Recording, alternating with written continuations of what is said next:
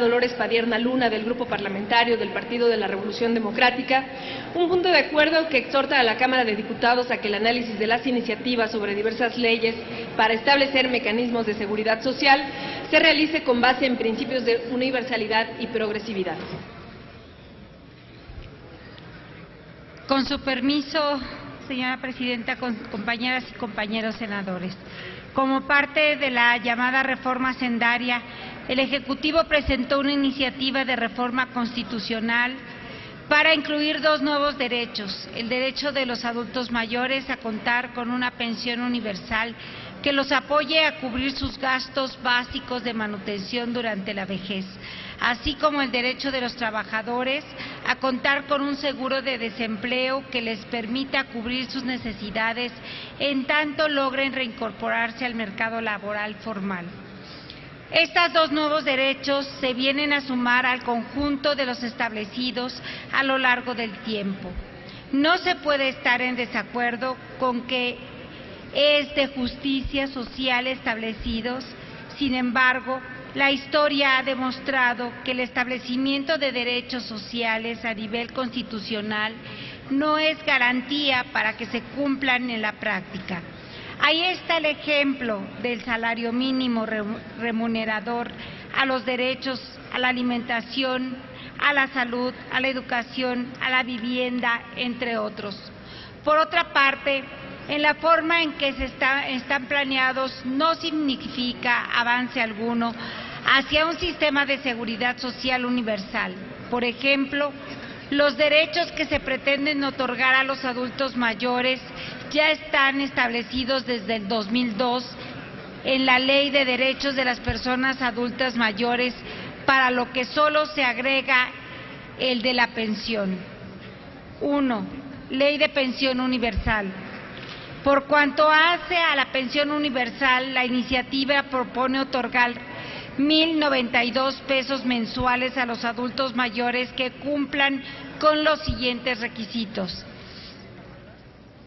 que tengan 65 años de edad a partir del año 2014 y no tengan el carácter de pensionados, residan en el territorio nacional.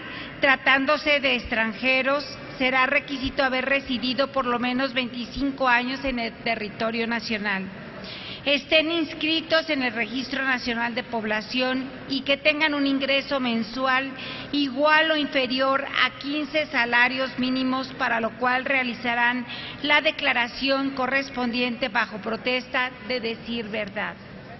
De acuerdo con lo anterior, la pensión no se aplicará a los que hayan cumplido 65 años antes del 2014, quitando el carácter universal de la pensión. En segundo lugar, el monto de la pensión corresponde al costo de la canasta básica alimentaria calculado por el Coneval a junio del 2013 y se actualizaría anualmente con el Índice Nacional de Precios al Consumidor. Lo anterior es cuestionable esta forma de actualización, ya que la más correcta sería que se actualizara por el valor de la canasta básica que calcula el propio Coneval, ya que éste crece en mayor proporción que el IMSS y por lo tanto el poder de compra de la pensión se iría reduciendo y ya no se cumpliría con el mandato constitucional.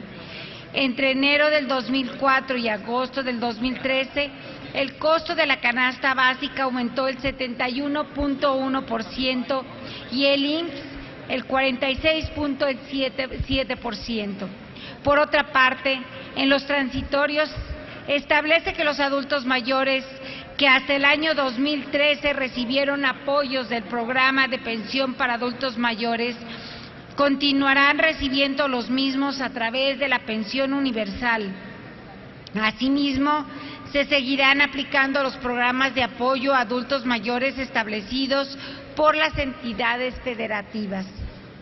Asimismo, datos de la CONAPO demuestran que en 2014 solo se aplicaría la pensión universal al 0.3% de los adultos mayores, siendo la cobertura máxima hacia el 2035 con solo el 4.0% y después volvería a decrecer, datos que demuestran que esta pensión no es universal. Otro aspecto a precisar es que el costo de la pensión también sería reducido.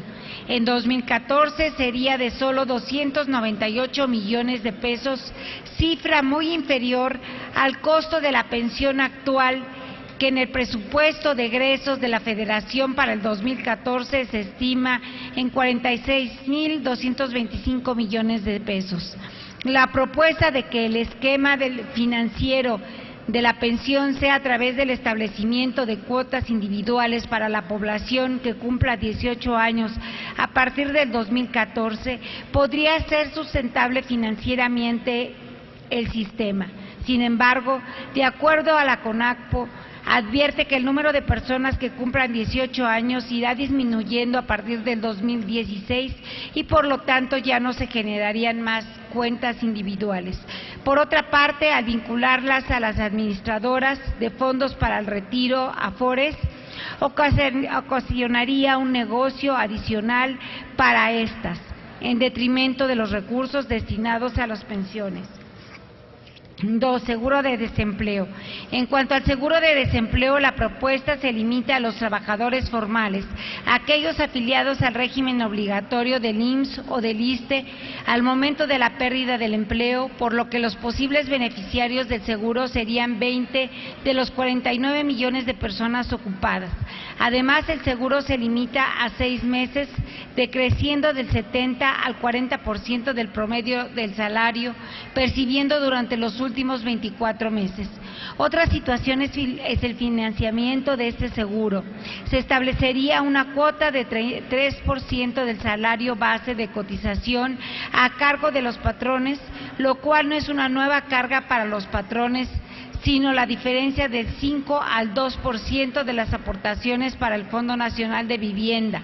2% de la cuota se depositaría en la cuenta individual del trabajador administrada por las AFORES y el 1% restante se entregaría al Gobierno federal para la constitución de un fondo salario que administrara directamente. Por lo anterior, los trabajadores verían disminuido su fondo de vivienda del 5 al 2% y su cuenta individual se incrementaría en el 2% para el seguro de desempleo, por lo que tendrían una pérdida neta del 1%. En el caso de requerir el seguro de desempleo, se sacarían los recursos de la cuenta individual. Si esta no alcanza, durante los 2 primeros años se usaría hasta el 75% del fondo de vivienda y si aún así no alcanza, se complementaría con los recursos acumulados en el Fondo Solidario que administraría el Gobierno. Como se puede apreciar, el seguro sería financiado con los recursos de los propios trabajadores en detrimento de su fondo de vivienda, por lo que en vez de constituir un derecho adicional, como se trata de vender Senadora, en la iniciativa… Le ruego concluir su intervención. Sí, concluyo eso. Sería un derecho que merma otro derecho, lo cual es inaceptable. Otra trampa que se establece en la iniciativa es la propuesta de la derogación de la fracción segunda del artículo 41 de la Ley Federal del Trabajo, que señala que cuando el trabajador deje de estar sujeto a una relación de trabajo y cuente con 50 o más años de edad, tendrá derecho a que se haga entrega del total de los depósitos que se hubiera hecho a su favor en los términos de la ley del Instituto del Fondo Nacional de Vivienda para los trabajadores. Lo anterior obliga a preguntarse sobre la razón para quitar recursos de su propiedad a estos trabajadores y el destino de los mismos. La iniciativa 3 en materia de seguridad social. Ante esta situación es necesario recordar que en diciembre del 2012 el Grupo Parlamentario del Partido de la Revolución Democrática presentó una iniciativa para incluir en el artículo 4 de la Constitución el derecho a la seguridad social sin considerar la condición socioeconómica o laboral de las personas, para así garantizar el acceso a las prestaciones de carácter social a todas y todos los mexicanos. Nuestro punto de acuerdo único es que el Senado de la República exhorte respetuosamente a la Cámara de Diputados para que el análisis de la iniciativa de decreto por el que se expidan la Ley de Pensión Universal y la Ley de Seguro de Desempleo, así como se reforman, adicionan y derogan diversas leyes para establecer mecanismos de seguridad social universal, se realice con base en principios de universalidad y progresividad eficaces, mismos que sean respetados en su financiamiento para la construcción de un verdadero sistema de seguridad social universal. Es cuanto. Túrnese a la Cámara de Diputados.